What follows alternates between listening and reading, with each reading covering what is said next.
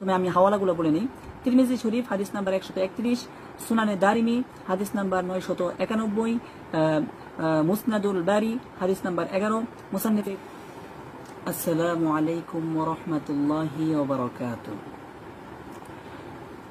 সুপ্রিয় দর্শক মণ্ডলী, হায়েজ নেফাজলি মহিলা সে কুরআনে কারীম তিলাওয়াত করতে পারবে কি পারবে না এ ব্যাপারে ইনশাআল্লাহ আলোচনা করব।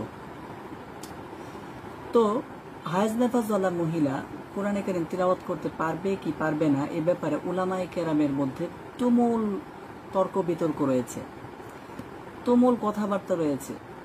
যে কেউ কোনো উলামায়ে কেরাম বলেছেন যে সে কোরআনে কারীম তিলাওয়াত করতে পারবে, স্পর্শ করতে পারবে না, কিন্তু সে কোরআনে কারীম তিলাওয়াত করতে পারবে। আবার কোনো উলামায়ে কেরাম বলেছেন যে কোরআনে কারীম সে তিলাওয়াত করতেও পারবে না। চলেন আসল মতটা কি সেটা আমরা জেনে নিই, কিংবা কোনটা বেশি গ্রহণীয় সেটা আমরা জেনে নিই। তো আজকে আমি বেশ কিছু হাদিসের কিতাব এবং ফতোয়ার কিতাব থেকে আমি কিছু বাংলা অনুবাদ আমি লিখে নিয়ে এসেছি, আরবিটা থেকে বাংলা করে আমি টুকিয়ে এনেছি। ইনশাল্লাহ আমি এই হাওয়ালার ভিত্তিতে আপনাদের সাথে বলবো। তো এর মোট কথা যেটা সেটা আমি প্রথমে বলে নিচ্ছি।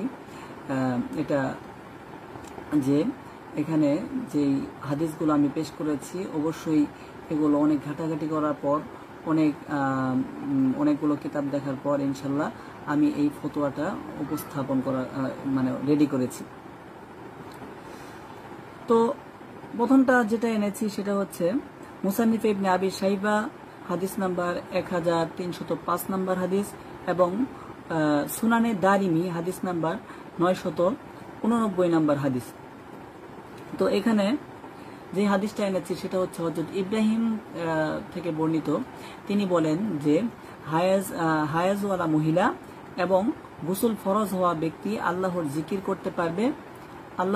করতে পারবে এবং আল্লাহ তাআলার নাম নিতে পারবে। এই হাদিসের মধ্যে বলা আছে যে হায়েজওয়ালি মহিলা এবং গোসল ফরজ হওয়া ব্যক্তি সে আল্লাহ তাআলার নাম নিতে পারবে। এখনো কোরআনে কারীম পড়া কিংবা স্পর্শ করার মাসলাটা এখানে নেই। তো অনেকে বলতে পারে যে যেহেতু আল্লাহ তাআলার নাম নেওয়া জায়েজ আছে, নাম নেওয়া যেতে পারে, তাহলে কোরআনে কারীম কেন পড়া যাবে না, এটা বলতে পারে। তা আমি প্রথমে একটা হাদিস উল্লেখ করলাম যে কোরআনে কারীম হায়েজওয়ালি মহিলা তারা কোরআনে কারীম তিলাওয়াত করতে পারবে, আল্লাহ তাআলার নাম নিতে পারবে, এবং আল্লাহ তাআলা জিকির করতে পারবে। আরেকটা হাদিস এনেছি সেটা হচ্ছে, প্রথমে আমি হাওয়ালাগুলো বলে নিই। তিরমিজি শরীফ হাদিস নাম্বার 131, সুনানে দারিমি হাদিস নাম্বার 991, মুসনাদুল বারি হাদিস নাম্বার 11, মুসান্নিফে ইবনে আবি শাইবা হাদিস নাম্বার 1090, মুসান্নিফে আব্দুর রাজ্জাক হাদিস নাম্বার 3823। তো এই হাদিসের মধ্যে যেটা আব্দুল্লাহ ইবনে ওমর রাদিয়াল্লাহু তাআলা আনহু থেকে বর্ণিত, তিনি বলেন রাসূলুল্লাহ সাল্লাল্লাহু আলাইহি ওয়াসাল্লাম ইরশাদ করেছেন, ঋতুবর্তী মহিলা এবং গোসল ফরজ হওয়া ব্যক্তি কোরআনে কারীম তিলাওয়াত করতে পারবে না। আপনারা দেখে নেবেন, আবারও বলছে হাওয়ালাগুলো। সুনানে তিরমিজি হাদিস নাম্বার 131, সুনানে দারিমি হাদিস নাম্বার 191, মুসনাদুল বারি হাদিস নাম্বার 11, মুসান্নিফ ইবনে আবি শাইবা হাদিস নাম্বার 1090, মুসান্নিফ আব্দুর রাজ্জাক হাদিস নাম্বার 3823।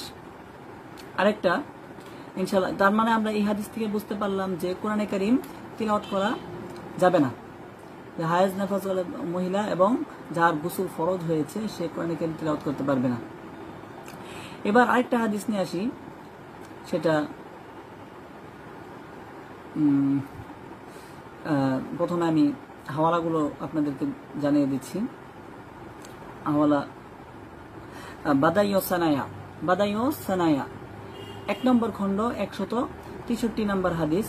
এর মধ্যে বলা হয়েছে, হাদিস না পৃষ্ঠা, 1 নম্বর খণ্ড 163 নম্বর পৃষ্ঠা। এর মধ্যে উল্লেখ আছে যে হায়েজ নেফাজওয়ালি মহিলার ক্ষেত্রে নামাজ পড়া নিষিদ্ধ। অর্থাৎ হায়েজ নেফাজওয়ালি মহিলা যিনি আছেন তিনি নামাজ পড়তে পারবেন না, হায়েজ নেফাজ অবস্থায় নিষিদ্ধ। তারপর রোজা রাখা নিষিদ্ধ, সে রোজাও রাখতে পারবে না। কোরআন পড়া নিষিদ্ধ। আমাদের আলোচ্য প্রশ্ন, কোরআন পড়তে পারবে কিনা? কোরআন পড়া নিষিদ্ধ। গিলাফ ছাড়া কোরআন স্পর্শ করা নিষিদ্ধ। মসজিদে প্রবেশ করা নিষিদ্ধ। বাইতুল্লাহ তওয়াফ করা নিষিদ্ধ।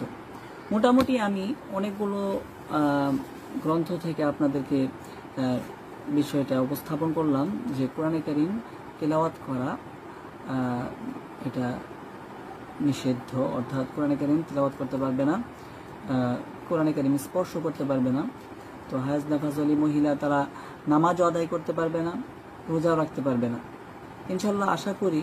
তবে আরেকটা প্রশ্ন মাঝখানে ঢুকিয়ে দিচ্ছি, অনেকে করতে পারে যে কোরআনে কারীম শোনা যাবে কিনা। হায়েজ নাফাজ আলী মহিলা তারা কোরআনে কারীম তিলাওয়াত শুনতে পারবে কিনা? হ্যাঁ, এই ব্যাপারে সমস্ত উলামায়ে কেরাম একমত যে কোরআনে কারীম সে শুনতে পারবে। আশা করি মাসআলাটা সবার জন্য ক্লিয়ার হয়েছে এবং কোনো মতানৈক্য থাকার কথা না। যদি কোনো মতানৈক্য কারো থাকে ইনশাআল্লাহ অবশ্যই কমেন্ট বক্সে উপস্থাপন করবেন এবং আশা করি প্রমাণ সহকারে ইনশাআল্লাহ। আসসালামু আলাইকুম ওয়া রাহমাতুল্লাহ।